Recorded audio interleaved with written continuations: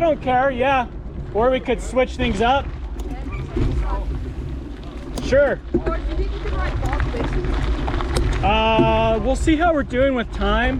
We're thinking of Glenwild, Cobblestone, and then we'll see how we do with time to see if we can do Preserve Connector, which would take us over to Bob's Basin.